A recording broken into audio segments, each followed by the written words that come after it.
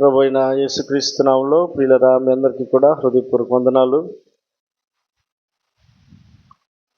దేవుడు మహాకృపను బట్టి గడిచినటువంటి నెలంతా ఆయన మనకు తోడుగా ఉండి ఈ మే నెలలో ఈ 3వ తేదీ వరకు ఆయన తన రెక్కల చాటున మనకిచ్చినటువంటి ఈ కాపుదల, ఈ క్షేమమును బట్టి దేవునికి మహిమ కలుగును గాక. హల్లెలూయా, హల్లెలూయా. కొద్ది నిమిషాలు దేవుని యొక్క మాటల్ని పరిశుద్ధ గ్రంథంలో నుండి ధ్యానం చేసుకుందాం. మత్తయి రాసిన సువార్త 10వ అధ్యాయము. మత్తయి రాసిన సువార్త 10వ అధ్యాయము 38వ వచనం చదువుకుందాం. తన సిలువను ఎత్తుకొని నన్ను వెంబడింపనివాడు నాకు పాత్రుడు కాడు, తన ప్రాణమును దక్కించుకునివాడు దానిని పోగొట్టుకొనును గాని నా నిమిత్తము తన ప్రాణమును పోగొట్టుకునివాడు దానిని దక్కించుకొనును. చాలండి. తన సిలువను ఎత్తుకొని నన్ను వెంబడింపనివాడు నా పాత్రుడు కాడు. యేసుక్రీస్తు ప్రభుల వారు భూమి మీద సంచరించి తన శిష్యులుగా ఏర్పరచుకున్నటువంటి 12 మంది శిష్యుల్ని దగ్గర పెట్టుకొని ఆయన వెంబడిస్తూ ఉన్నటువంటి వారిని గురించి, వారికి ఇవ్వబడినటువంటి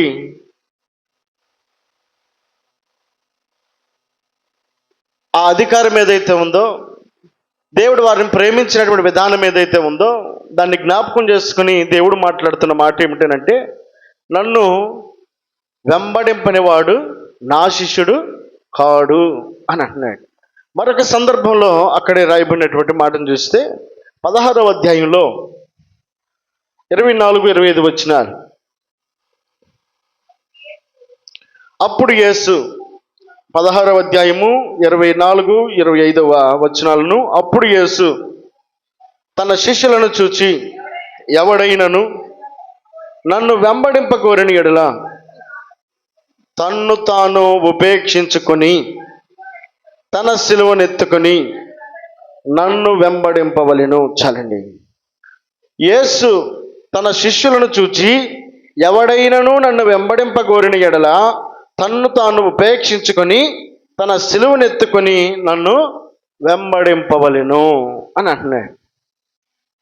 దేవుణ్ణి వెంబడిస్తున్నటువంటి వ్యక్తి, దేవుణ్ణి ఎరిగినటువంటి వ్యక్తి, ఆయన శిష్యులుగా పిలువబడుతున్నటువంటి వ్యక్తులకు దేవుడిస్తున్నటువంటి ఒక ఆజ్ఞ ఏమిటి అంటే, తన్ను తాను ఉపేక్షించుకొని అని అంటున్నాడు.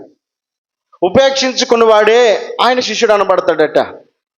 ఉపేక్షించుకోవడం అని అంటే తనను గురించి తాను ఆలోచించటం కాదు, దేవుని గురించి ఆలోచించటం. తన సిలువను ఎత్తుకోవడం. సిలువ అంటే దేనికి సాదృశ్యం అని అంటే, రోమా ప్రభుత్వము సిలువ అంటే మరణానికి గుర్తు. రోమా ప్రభుత్వం యొక్క వారి యొక్క ఆజ్ఞ ఏమిటంటే, సిలువ అని అంటేనే మరణానికి గుర్తు. ఎందుకు యేసును సిలువ వేయాలి, సిలువ వేయాలి, సిలువ వేయాలనని పదే పదే అక్కడ ఉన్న వారందరూ కూడా ఎందుకు ఆ విధంగా మాట్లాడుతున్నారంటే, ఆ సిలువ శిక్ష అయితేనే ఆయన చనిపోతాడు. సిలువ అంటే మరణానికి సూచన అయి ఉంది, మరణానికి గుర్తయి ఉంది. కాబట్టి ఆయన సిలువ వేస్తే తప్పక చనిపోతాడు. కాబట్టి ఆయనకు సిలువ శిక్ష వేస్తేనే చనిపోతాడు అనేది అక్కడున్న ప్రజల యొక్క ఆలోచన, కొందరి యొక్క కుయుక్తి కలగలిపి యేసుక్రీస్తు ప్రభుల వారిని సిలువ వేయడానికి ఇష్టపడ్డా.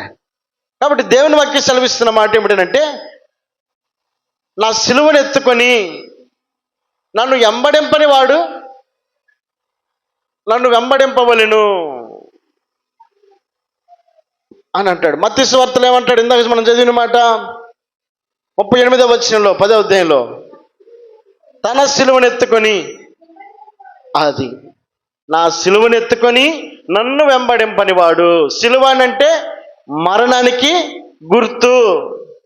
అంటే యేసుక్రీస్తు ప్రభుల వారిని ఎరిగినటువంటి ఆయన సురక్షకునిగా అంగీకరించినటువంటి, ఆయన కోసం నిలవబడడానికి ఇష్టపడినటువంటి నీతో నాతో మనందరితో కూడా ఈ రాత్రి దేవుడు జ్ఞాపకం చేస్తున్న మాట ఏమిటంటే, ఆయనను మనం భుజం మీద మోయడానికి ఇష్టపడ్డాము అని అంటే మరణానికి కూడా వెనకాడని వారము అనే విషయాన్ని మనం గుర్తెరగాలి.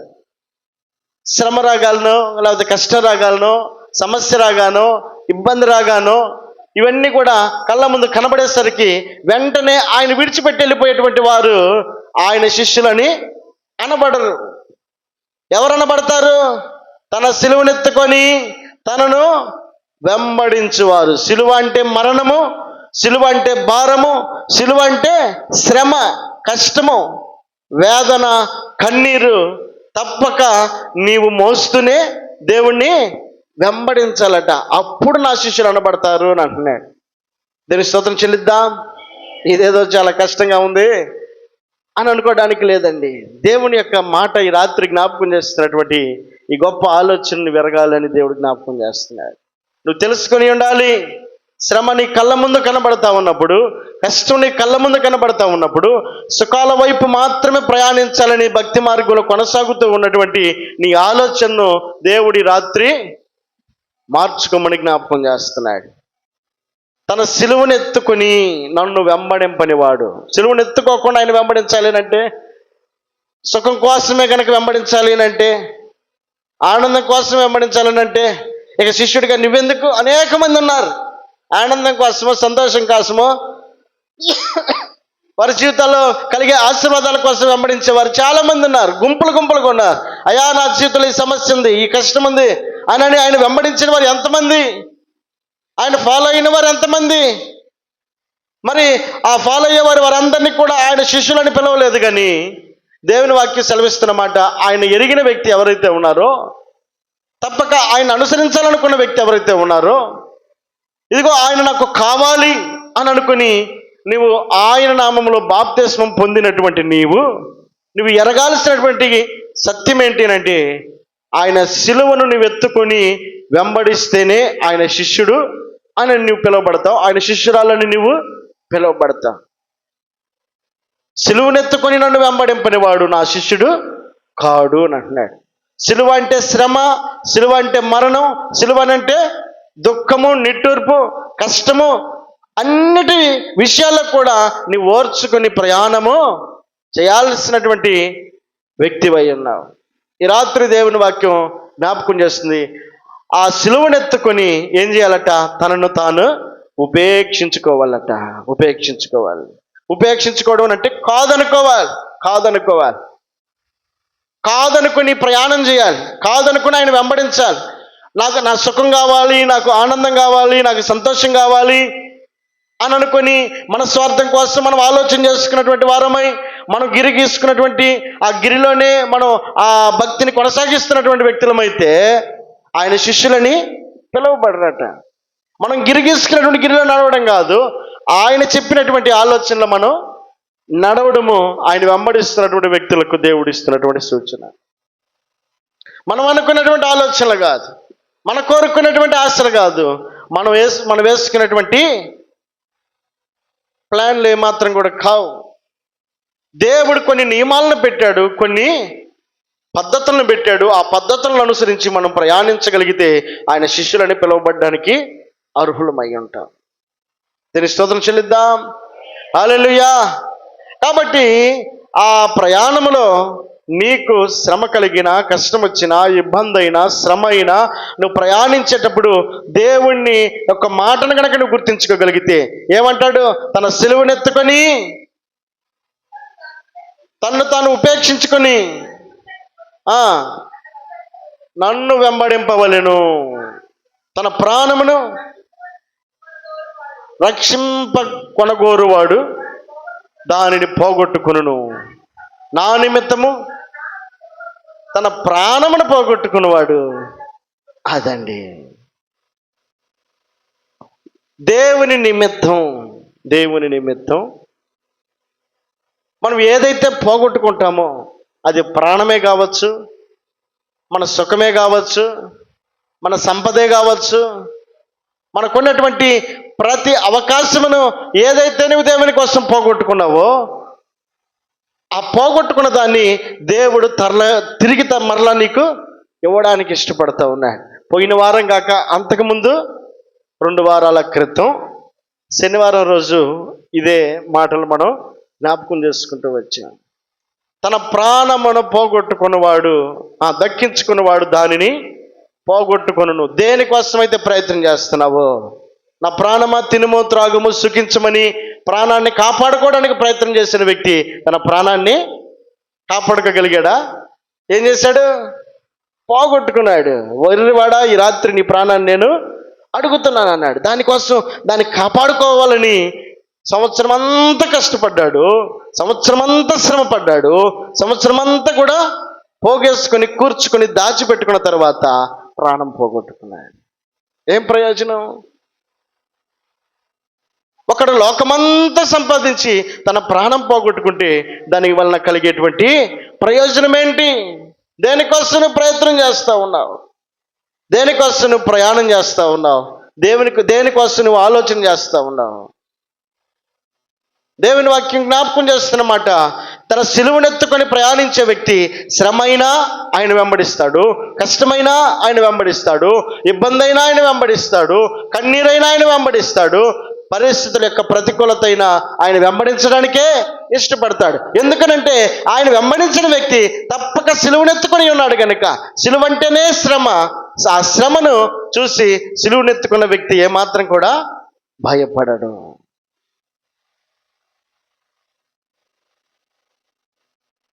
ఎల్లకాలం ఈ ఫ్యాన్ ఎట్టాకి తిరుగుతూ ఉండిద్దా? 1 గంట సేపు కరెంట్ తీస్తే దానికి కూడా మనం అలవాటు పడి ఉండాలిగా.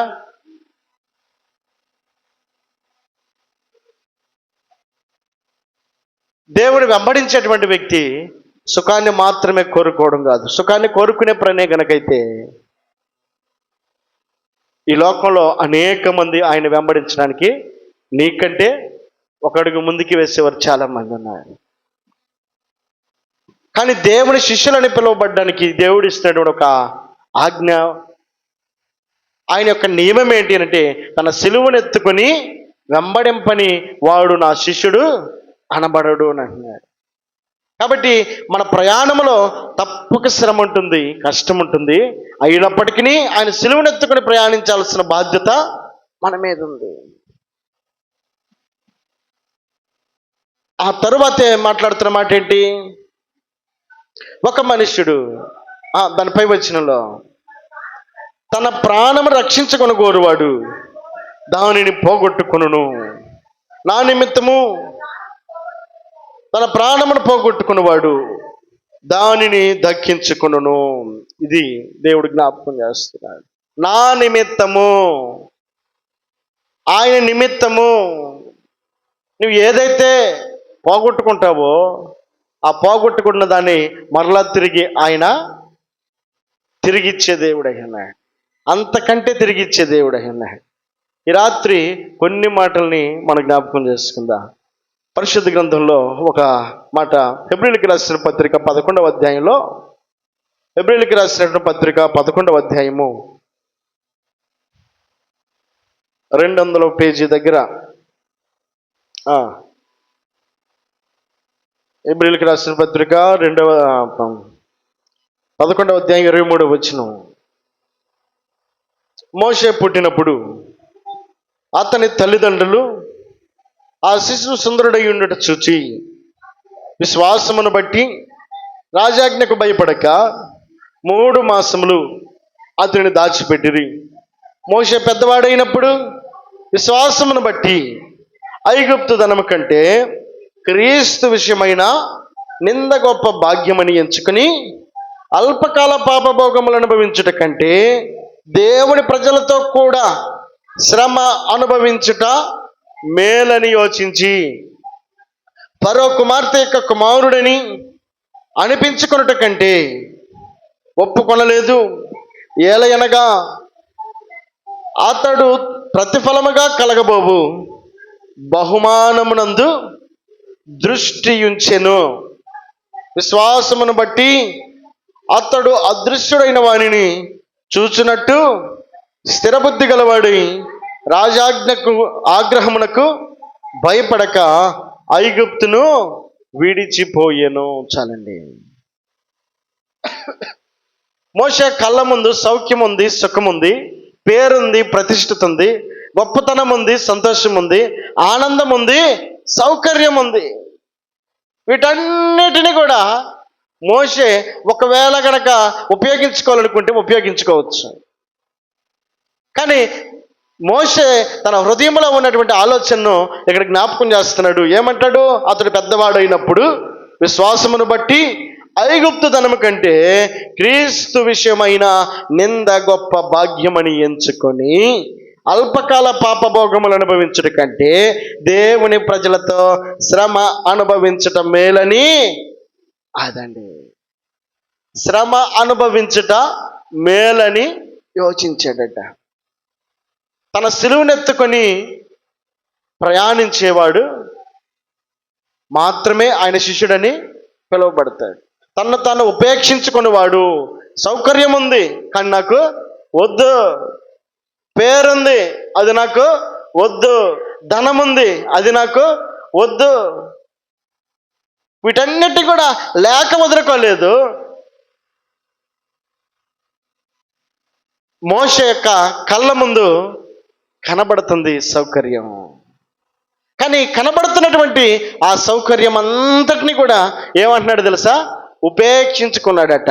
ఇది నాకు వద్దు, క్రీస్తు విషయమైన నిందే నాకు గొప్ప భాగ్యము.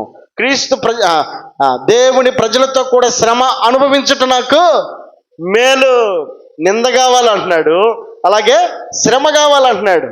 అంటే దేవుని యొక్క సిలువనెత్తుకొని ప్రయాణించడానికి మోషే ఎంతో ఇష్టపడతా కనబడతా ఉన్నాయి.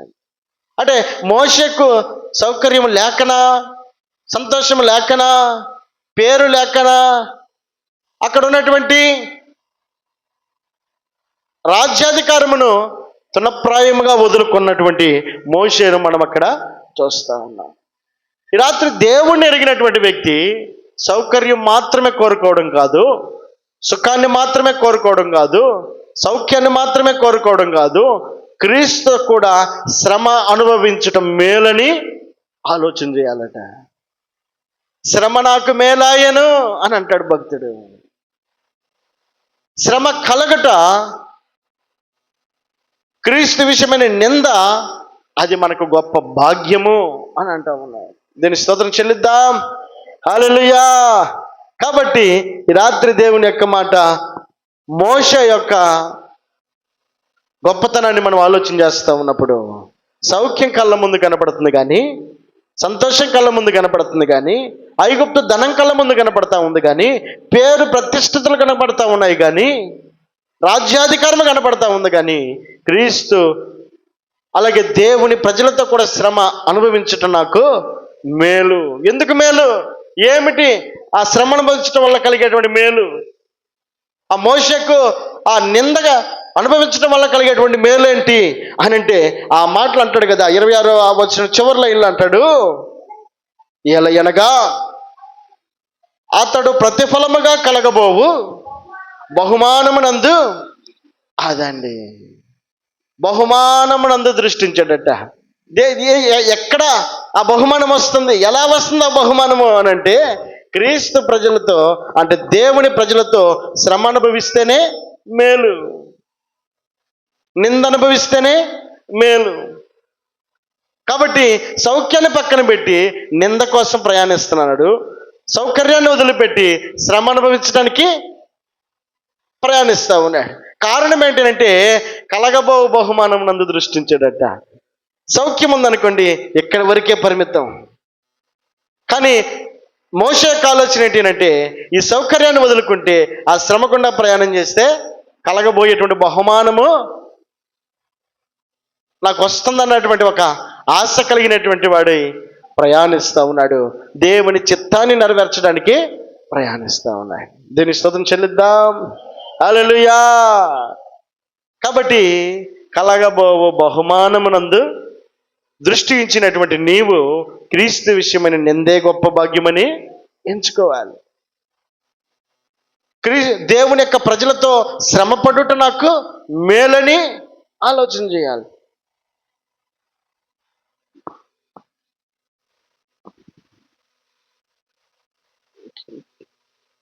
దేవుని స్తోత్రం చెల్లిద్దాం.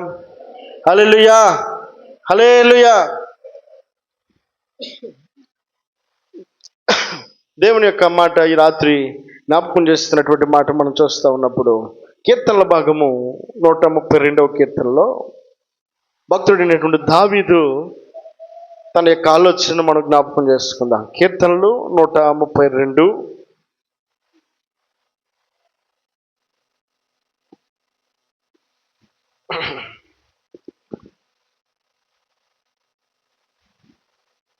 రెండవ వచనం నుండి, అతడు యెహోవాతో ప్రమాణపూర్వకముగా మాట ఇచ్చి యాకోబు యొక్క బలిష్ఠునికి మొక్కుబడి చేసెను.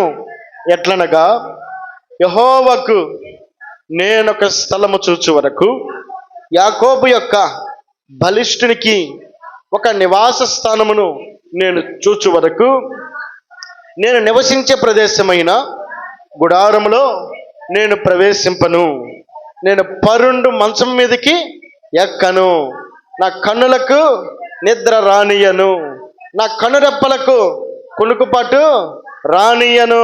చాలండి. తన్ను తాను ఉపేక్షించుకుంటా ఉన్నాడు, తన్ను తాను కాదనుకుంటా ఉన్నాడు. చేయడానికి అవకాశం ఉంది, సుఖపడడానికి అవకాశం ఉంది, ఆ సౌకర్యాన్ని పొందుకోవడానికి అవకాశం ఉంది. కానీ దేవుని యొక్క పని కోసం తను తను ఉపేక్షించుకుంటా ఉన్నాడు. తన కళ్ళ ముందు కనబడుతుంది కూడా, ఇది నాకు వద్దు అని అనుకుంటా ఉన్నాడు. కారణం ఏంటి? అక్కడ వాక్యం సెలవిస్తూ ఉంది, అతడు యెహోవాతో ప్రమాణపూర్వకంగా మాట ఇచ్చి యాకోబు యొక్క బలిష్ఠునికి మొక్కుబడి చేసెను. ఎట్లనగా, యెహోవాకు నేను ఒక స్థలము చూచు వరకు, యాకోబు యొక్క బలిష్ఠునికి ఒక నివాస స్థలము నేను. అదండి ఏం చేయాలనుకుంటున్నాడు? దేవుని కోసం ఒక మందిరాన్ని కట్టాలనుకుంటున్నాడు. అబ్రహాము దేవుడు, ఇస్సాకు దేవుడు, యాకోబు యొక్క దేవుడు, ఆ బలిష్ఠుడైనటువంటి దేవునికి ఒక మందిరాన్ని నేను కట్టాలి. గుడారములో మందసం కనబడతా ఉన్నప్పుడు దావీదు సౌకర్యాన్ని అనుభవించేటువంటి గొప్ప రాజుగా ఉన్నాడు. అప్పటికే రాజు అయి ఉన్నాడు, రాజ్యాధికారాన్ని కలిగిన వాడై ఉన్నాడు, గొప్ప స్థానంలో ఉన్నాడు, సుఖ సౌఖ్యాలకు అవకాశం కలిగిన వాడై ఉన్నాడు. కానీ ఆ పై నుంచి తాను నివసించేటువంటి ఆ పై స్థానంలో నుంచి కింద వైపు చూస్తూ ఉంటే మందిరము కూడా ఆ మందసము గుడారములో ఉన్నదని చూస్తూ ఉన్నటువంటి దావీదు, అయ్యో నేనేమో దేవదారు మ్రాణులతో చెక్కబడినటువంటి గొప్ప ఇంటిలో నివసిస్తూ ఉన్నాడు, ఇంత సౌకర్యాన్ని నేను పొందుకుంటా ఉన్నాను, చక్కగా నిద్రపోతా ఉన్నాను, చక్కగా ఈ సంతోషాన్ని అనుభవిస్తూ ఉన్నాను. కానీ బయటకు వచ్చి ఒక్కసారి బయట వైపు చూస్తే దేవుని యొక్క మందసం ఏమో గుడారంలో దాచబడి ఉంది. ఏంటిది? నేను ఇంత సౌకర్యంగా ఉండటం ఏంటి? దేవుని యొక్క మందసం గుడారంలో దాచిపెట్టబడటం ఏంటి? కాదు కాదు, నా సౌకర్యం కంటే దేవుని యొక్క మందిరము కట్టడం చాలా ప్రాముఖ్యమైనదని ఎరిగినటువంటి దావీదు తన్ను తాను ఉపేక్షించుకుంటా ఉన్నాడు. దేవుని యొక్క పని కోసం, దేవుని యొక్క మందిరం కోసం తన్ను తాను ఉపేక్షించుకుంటా ఉన్నాడు. తన సౌకర్యాన్ని వదులుకోవడానికి ఇష్టపడుతున్నాడు. ఏమంటాడు అక్కడ? నా వాసస్థానమైన గుడారములో నేను ప్రవేశించను, నేను పరుండు మంచం మీదకి నేను ఎక్కను, నా కన్నులకు నిద్ర రానియను, నా కనురెప్పలకు కొనుకుపాటు రానియను. నిద్ర రాకనా? పనుకోవటానికి మంచం లేకనా? నివసించడానికి ఇల్లు లేకనా? ఇంట్లోకి వెళ్ళాలంటున్నాడు, మంచం మీదకి ఎక్కనంటున్నాడు, నిద్రపోను అంటున్నాడు. ఏంటయ్యా నీ బాధ అనంటే, నేను దేవుని కోసం ఒక మందిరం కట్టే వరకు నేను ఈ పని చెయ్యను, నా సౌకర్యాన్ని నేను కోరుకోను, నా ఆనందాన్ని నేను కోరుకోను. తను తాను ఉపేక్షించుకుంటా ఉన్నాడు. దేవుని యొక్క సిలువను ఎత్తుకొని మోయటం కోసం, దేవుని పని కోసం శ్రమపడడానికి ఇష్టపడతా ఉన్నాడు, దేవుని మందిరం కట్టడానికి ఇష్టపడతా ఉన్నాడు. కానీ తన సౌకర్యాన్ని అంతటిని కూడా విడిచిపెట్టడానికి అతడు ఇష్టపడుతున్నాడు. సౌకర్యాన్ని విడిచిపెట్టి కష్టం వైపు ప్రయాణించడానికి దావీదు ఆసక్తి చూపిస్తూ ఉన్నాడు.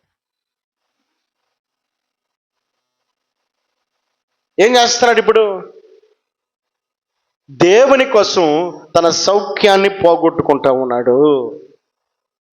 మోషే ఏం చేస్తున్నాడు? రాజ్యాధికారం చేతిలో ఉంది, రాజు ఈ అవకాశం కళ్ళ ముందు ఉంది.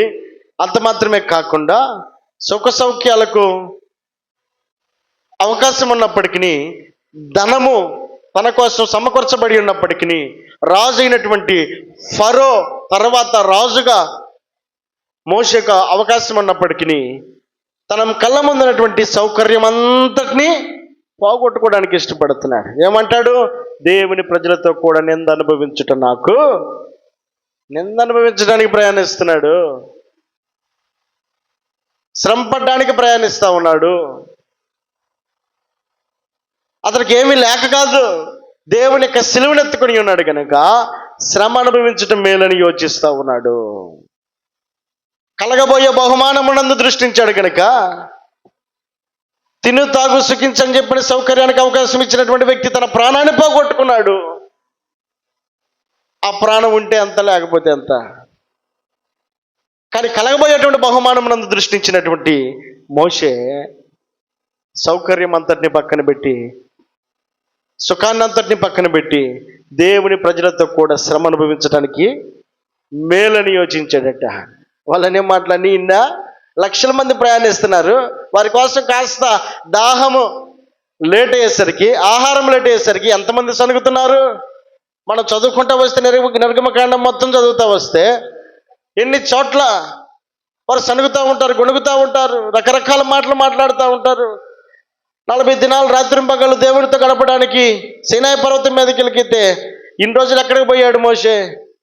మోషేని వాడు ఏమైనా మాకు తెలియదు, మన పాటికి మనం వెళ్ళిపోదాం పైన అని చెప్పానని ప్రజలందరూ కూడా వారి ఇష్టమైనటువంటి మార్గంలో నడవడానికి, కాసేపు కూడా ఆయన కోసం వెయిట్ చేయడానికి వారు ఇష్టపడలేదే. ఇలాంటి అవమానాలు ఎన్ని! మోషే మమ్మల్ని చంపడానికి తీసుకొచ్చేవా ఈ అరణ్యంలో అని చెప్పానని ఎంతమంది సనిగారు, ఎంతమంది కొనిగారు. ఈ మాటలన్నీ నాకెందుకు అనుకుని కమ్మగా పోయి తన సౌకర్యం సుఖమైనటువంటి ఆ రాజ్యాధికారాన్ని కోరుకొని వెళ్ళడానికి మోషే ఇష్టపడలేదు. కనుక దేవుడు అంటాడు, నా ఇల్లంతటిలో మోషే నమ్మకమైన వాడు అని అంటాడు. దేనికి స్తోత్రం చెల్లిద్దాం. హల్లెలూయా.